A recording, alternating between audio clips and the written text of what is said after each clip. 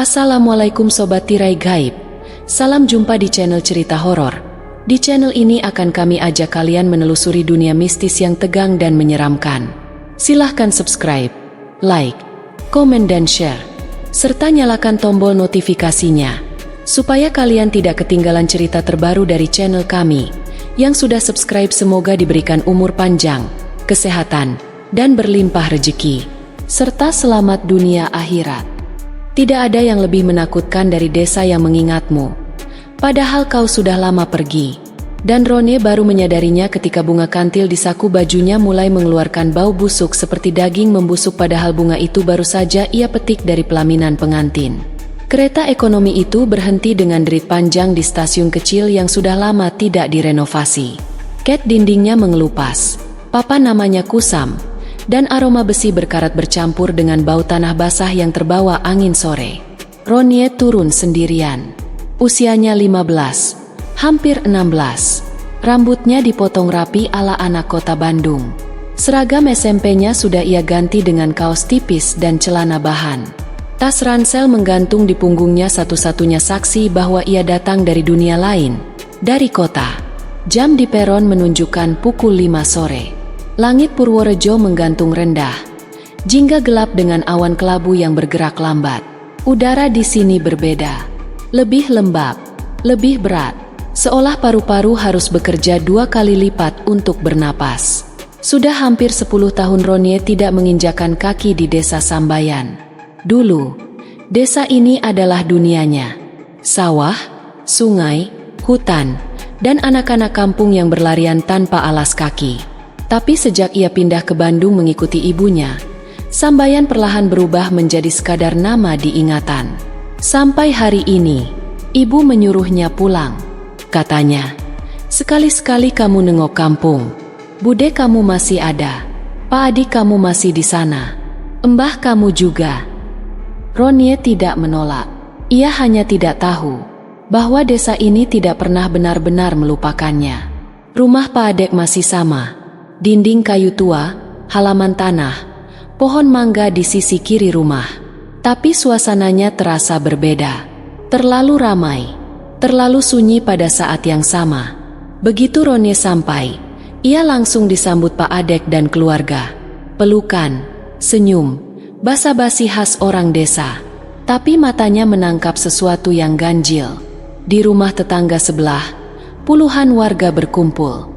Mereka tidak tertawa, tidak bercanda, tidak seperti orang hajatan. Mereka berbisik, wajah-wajah tegang. Beberapa membawa obor bambu, yang lain memegang parang, senter, atau tongkat kayu. Ronnie menoleh ke Pak Adek. Pak, itu rame-rame mau ngapain? Pak Adek menghela napas panjang, seperti orang yang sudah terlalu lelah untuk kaget. Kamu masih ingat Wulan, enggak? Nama itu menghantam kepala Ronnie seperti batu. Wulan, teman kecilnya, anak desa dengan rambut panjang, senyum lebar, dan tawa yang dulu sering mengikutinya ke sungai. Iya, ingat, jawab Ronnie pelan. Pak Adek menunduk. Dia udah 5 hari hilang di hutan. Cerita itu mengalir seperti luka yang dibuka kembali. Wulan, kata Pak Adek, sakit, penyakit kulit aneh. Awalnya cuma bentol kecil, lalu bernanah, menyebar, berbau, kulitnya busuk. Ronnie menelan ludah saat mendengarnya. Dia sebenarnya mau nikah, lanjut Pak Adek. Udah hamil 3 bulan. Ronnie terkejut. Terus, calon suaminya ninggalin dia. Karena penyakit itu, karena bau itu, karena wajah yang tak lagi bisa dikenali. Ron, kata Pak Adek lirih, kalau kamu lihat Wulan sekarang, kamu gak bakal tahu itu dia. Kalimat itu menusuk lebih dalam dari yang Ronnie duga. Dan yang paling kejam belum selesai. Calon suami Wulan bahkan sebelum seminggu sudah menemukan pengganti. Dan hari ini ia menikah. Di desa Sambayan, orang sakit tidak pergi ke rumah sakit. Mereka pergi ke dukun. Salah satu dukun di desa menyuruh Wulan mandi di tempat keramat di dalam hutan, tempat yang disebut sumur dukun. Bukan sumur biasa. Di sana ada sungai kecil, airnya dingin dan bening, dikelilingi pohon-pohon tua yang akar-akarnya menjalar seperti ular. Orang-orang percaya airnya bisa menyembuhkan penyakit. Wulan pergi ke sana sendirian dan tidak pernah kembali. 5 hari, hutan sudah disisir. Namanya sudah dipanggil, tapi yang menjawab hanya suara serangga dan desir angin. Siang itu, sekitar pukul 3, Pak Adek mengajak Ronye ke desa sebelah. Pernikahan. Ronye merasa dadanya sesak, tapi ia ikut. Pelaminan sederhana, musik dangdut pelan, tamu tertawa, dan bunga kantil putih, kecil, wangi menggantung di pelaminan. Ronye memetik satu tanpa alasan. Ia hanya merasa bunga itu seperti memanggilnya. Sore menjelang maghrib, Pak Adek memutuskan pulang lewat hutan. Kayaknya udah sepi, katanya. Jalan setapak itu sempit, kanan kiri hutan lebat. Cahaya matahari terpotong batang dan daun. Ronye berjalan di belakang. Tinggi. Lalu, ada yang menyeberang. Seorang perempuan, berkain jari. Rambutnya panjang, kulitnya pucat. Hanya kain yang melilit dadanya. Ia melintas dari kiri ke kanan. Pelan, tanpa suara. Ronye dan Pak Adek berhenti. Ron, kamu lihat juga? Iya, Pak. Mereka berjalan lagi, dan saat melewati pohon tempat perempuan itu menyeberang, perempuan itu mengintip dari balik batang pohon. Wajahnya hancur, kulitnya mengelupas, matanya kosong, dan dari tubuhnya, bau busuk menyengat persis seperti bunga kantil di saku Ronye yang kini mulai menghitam. Perempuan itu tersenyum. Ronye, suara itu serak, seperti berasal dari tenggorokan yang penuh nanah. Ronye gemetar, karena ia tahu, suara itu adalah suara Wulan.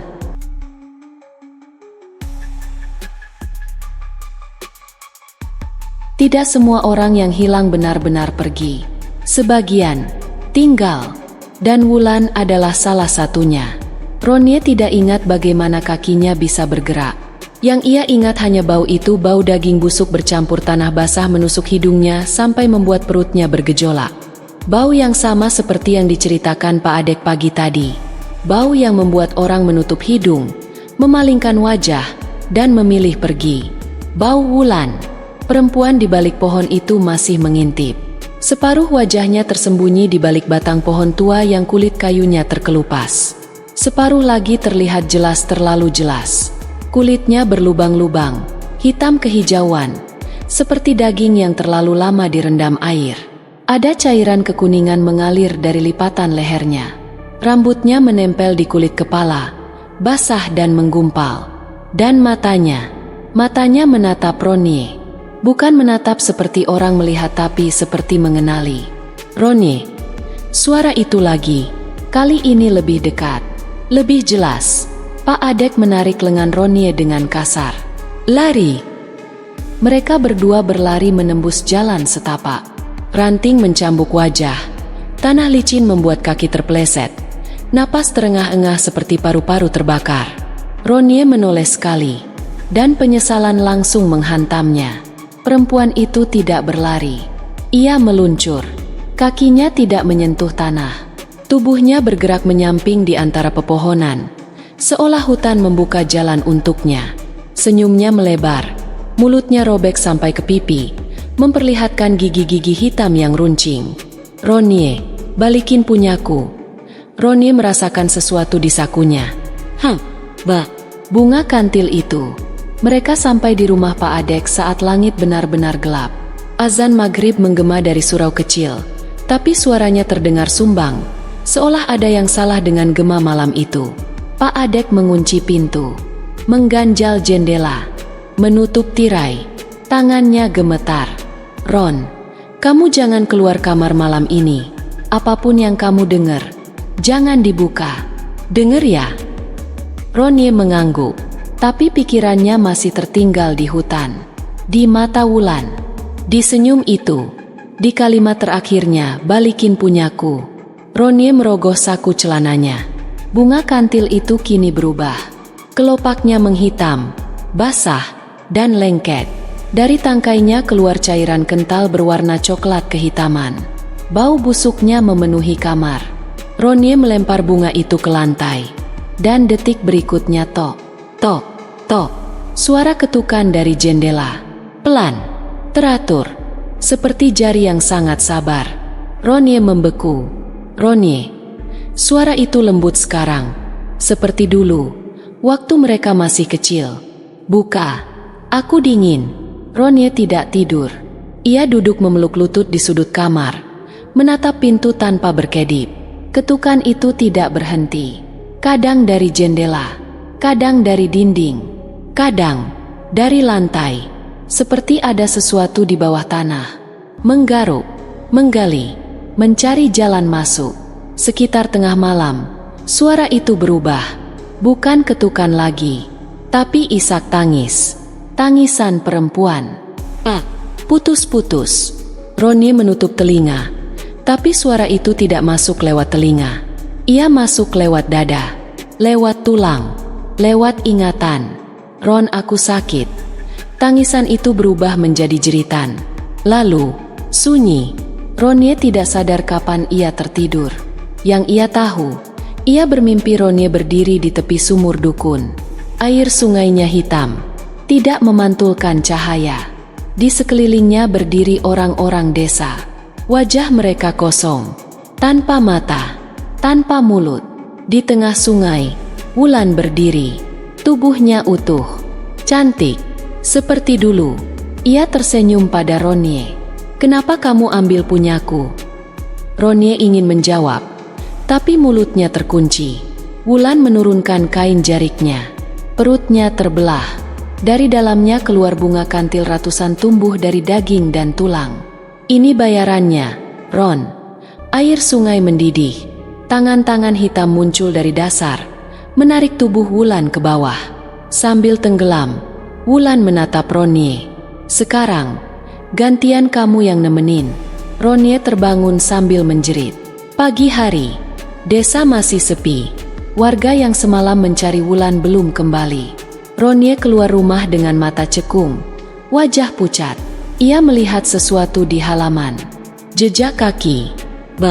Mengarah ke kamarnya. Ronnie ingin bercerita pada Pak Adek, tapi Pak Adek tidak mau mendengar. Jangan sebut-sebut itu lagi, katanya dengan suara keras. Kita orang desa, Ron. Ada hal-hal yang gak boleh dibahas. Pak, itu Wulan. Wulan sudah mati. Kalimat itu seperti vonis. Ronnie sadar, bukan hanya Wulan yang ditinggalkan. Kebenaran juga ditinggalkan siang itu. Ronnie menemui Embah. Perempuan tua itu duduk di depan bambu. Matanya rabun, tapi sorotnya tajam. Begitu Ronnie duduk, Embah langsung berkata, "Kamu ambil bunga kantilnya, ya?" Ronnie terperanjat. Embah tersenyum pahit. Itu bukan bunga biasa. Itu penanda. Penanda apa, Embah? Embah menatap keluar jendela. Pengantin yang dibayar dengan nyawa. Ronnie merinding. Embah bercerita pelan.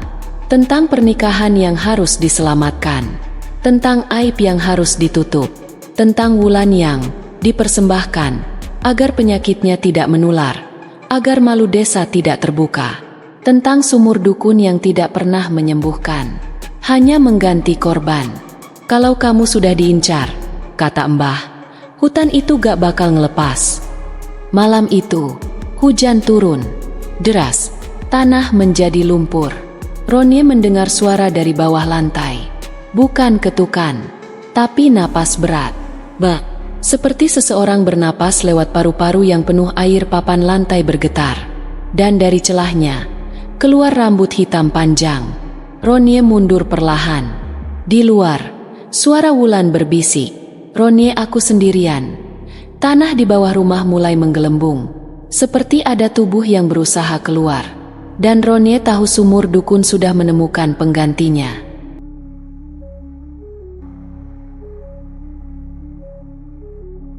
Sumur dukun tidak meminta korban. Ia hanya menunggu. Dan ketika desa kehabisan orang yang bersalah, ia akan mengambil orang yang masih punya hati. Papan lantai itu terangkat perlahan. bukan dihantam, bukan didobrak, diangkat. Dari bawah, Ronnie mundur sampai punggungnya menempel dinding kamar. Jantungnya berdetak tak beraturan, seperti hendak keluar dari dadanya. Dari celah papan, rambut hitam itu semakin banyak, menjalar seperti akar pohon mencari air. Lalu muncul tangan. Kulitnya tidak lagi menyerupai kulit manusia. Abu-abu kehijauan, mengelupas. Kuku-kukunya panjang dan menghitam, ujungnya runcing seperti cakar. Tangan itu mencengkeram papan, menarik tubuhnya naik. Ronnie ingin berteriak, tapi tenggorokannya terkunci. Udara di kamar terasa berat, lembab, seperti berada di dasar sumur. Dan dari bawah lantai, suara itu muncul. Serak, "Bah, Ronnie." Ronnie menangis. "Maaf, aku gak tahu apa-apa." Tangan itu berhenti bergerak, seolah mendengarkan, lalu suara itu menjawab, "Aku juga gak tahu kalau aku bakal ditinggal." Papan lantai terlepas, dan kepala itu muncul. Wajah Wulan muncul dari kegelapan, tidak sepenuhnya hancur, tidak sepenuhnya utuh. Separuh wajahnya masih seperti Wulan yang Ronnie ingat, mata besar, hidung kecil, bibir tipis. Separuh lainnya telah membusuk, berlubang, memperlihatkan daging dan tulang. Senyumnya miring, mata manusianya menangis, mata busuknya tersenyum. "Aku tunggu kamu, Ron," katanya lirih. "Dari kecil, dari dulu." Ronnie terisak. "Aku cuma pulang liburan." Wulan tertawa pelan. "Gak ada yang cuma kebetulan." Tubuh Wulan terus naik dari lantai. Ronnie baru sadar bagian bawah tubuhnya tidak ada. Dari pinggang ke bawah, tubuh Wulan menyatu dengan tanah, seperti akar yang tumbuh dari bumi. Tanah itu bergerak, bernapas. Ronnie mencium bau tanah basah bercampur bangkai. Sumur dukun, bukan cuma di hutan. Ia sudah menjalar ke bawah rumah-rumah desa.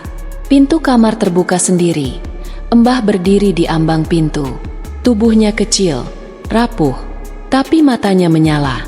"Cukup," kata Mbah tegas. Wulan menoleh. Wajahnya berubah. Ekspresi lembutnya hilang, digantikan amarah yang mengerikan. "Mbah tahu, tapi Mbah diam," desis Wulan. "Mbah melangkah masuk. Karena kami semua pengecut," jawabnya. "Dan sekarang, bayarannya datang." Mbah menoleh ke Ronnie. "Kamu belum sepenuhnya diikat," katanya cepat. "Selama bunga kantilnya belum kembali ke tempat asalnya." Ronnie teringat. Bunga itu, ia masih ada. Bukan di saku, tapi di dalam mimpinya. "Sumur dukun," kata Mbah. "Kita harus ke sana. Sekarang." Wulan tertawa keras. Tanah bergetar. Telat. Mereka berlari keluar rumah. Hujan turun semakin deras, seolah langit ingin mencuci desa itu dari dosa-dosanya. Ronnie melihat sesuatu yang membuatnya hampir berhenti bernapas. Warga desa berdiri di depan rumah masing-masing. Diam, menonton. Tidak ada yang membantu. Tidak ada yang bertanya. Mata mereka kosong. Beberapa berbisik pelan, seperti doa yang salah. "Sudah waktunya. Penggantinya datang." Ronnie berteriak. "Tolong!" Tak satu pun bergerak. Pak Adek berdiri di antara mereka. Matanya merah. Ia menunduk. "Maaf, Ron." Kalimat itu lebih menyakitkan dari apapun. Hutan menyambut mereka dengan sunyi yang tidak wajar. Tidak ada jangkrik, tidak ada burung malam. Hanya suara langkah mereka, dan sesuatu yang mengikuti dari bawah tanah. Setiap kali Ronnie menginjak tanah, ia merasa seperti menginjak tubuh manusia lunak, hangat, hidup. Mbah berjalan paling depan. Mulutnya komat kamit membaca doa yang sudah lama ditinggalkan orang desa. Di belakang mereka, suara Wulan terdengar. Tidak berlari, tidak berjalan, tapi selalu dekat. "Ronnie, kalau kamu gak mau aku sendirian, masuk aja ke sumur." Ronnie mulai paham. Wulan tidak ingin balas dendam. Ia hanya tidak mau sendiri mereka sampai. Sumur dukun terlihat berbeda dari ingatan Ronnie. Lebih besar, lebih dalam. Airnya hitam pekat. tidak memantulkan cahaya obor. Di sekelilingnya terdapat sesajen lama kepala ayam yang sudah tinggal tulang, kain jarik busuk, bunga kantil menghitam. Mbah berhenti. "Inilah tempatnya," katanya. Ronnie gemetar. "Kalau aku balikin bunganya, semua selesai." Mbah menggeleng pelan. Tidak ada yang benar-benar selesai. Tanah di belakang mereka bergerak. Wulan muncul. Kini tubuhnya utuh, cantik, seperti hari-hari sebelum sakit. Ronnie hampir tertipu. "Halo, Ron," kata Wulan lembut. "Aku cantik lagi, kan?" Ronnie terisak. "Kenapa kamu harus mati sendirian, Wulan?" Senyum Wulan memudar. "Karena kalian semua hidup." Mbah berlutut di tepi sumur. "Kami salah," katanya lantang. "Kami takut malu, takut penyakit, takut aib." Wulan menatap Mbah. "Kalian suruh aku mandi," katanya. "Bukan buat sembuh, tapi buat pergi." Air sumur bergolak. Dari dalamnya muncul bayangan tangan-tangan, wajah-wajah, tubuh-tubuh perempuan dan laki-laki yang pernah hilang. Ronnie menutup mulut. Mbah menangis. "Kami pikir satu orang cukup." Wulan tertawa pahit. "Sumur gak pernah puas." Wulan menoleh ke Ronnie. "Kamu baik, Ron," katanya. "Kamu ingat aku." Ia melangkah mendekat. "Makanya, kamu cocok." Ronnie mundur sampai punggungnya menyentuh bibir sumur. Airnya beriak. Mengundang. "Aku gak mau kamu mati sendirian," kata Wulan lembut. Ronnie melihat ke Mbah. Melihat desa di balik pepohonan. Melihat masa kecilnya. Bunga kantil itu muncul di tangannya. Mbah, berdenyut seperti jantung. "Apa yang harus aku lakuin?" tanya Ronnie.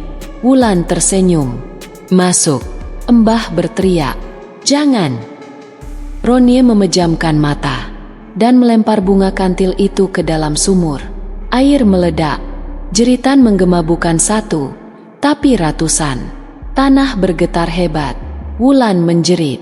Tubuh cantiknya retak, pecah seperti tanah kering, memperlihatkan bentuk aslinya yang busuk. "Aku gak mau sendiri." Tangan-tangan dari dalam sumur mencengkeramnya, menariknya ke bawah. Wulan menatap Ronnie untuk terakhir kalinya, dengan mata yang masih menyisakan rasa rindu. Kalau suatu hari sumur ini manggil lagi, tubuh Wulan tenggelam. Air kembali tenang. Ronnie jatuh terduduk. Tangisnya pecah. Mbah memeluknya.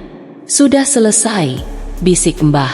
Tapi tanah masih bernapas. Beberapa hari kemudian, Ronnie kembali ke Bandung. Desa Sambayan terlihat normal.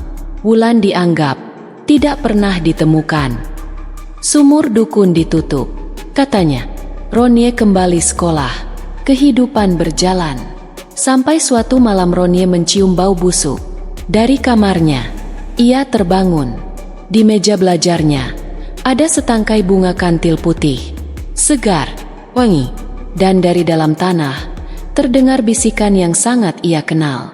"Ronnie, sekarang, aku gak sendirian lagi." Terima kasih Sobat Tirai Gaib. Jangan lupa subscribe, like, komen dan share, serta nyalakan tombol notifikasinya, supaya kalian tidak ketinggalan cerita terbaru dari channel kami. Yang sudah subscribe semoga diberikan umur panjang, kesehatan, dan berlimpah rezeki, serta selamat dunia akhirat.